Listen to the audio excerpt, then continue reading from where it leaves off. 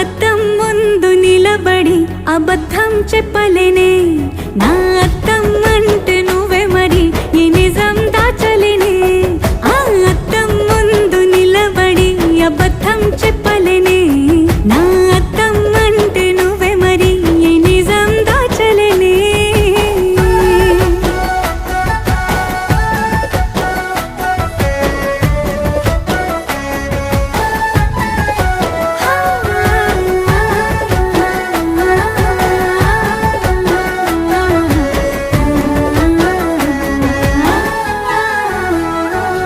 నీకు నచ్చిన సంగీతం ఏంటి? నీ చెప్పుల సవ్వడి.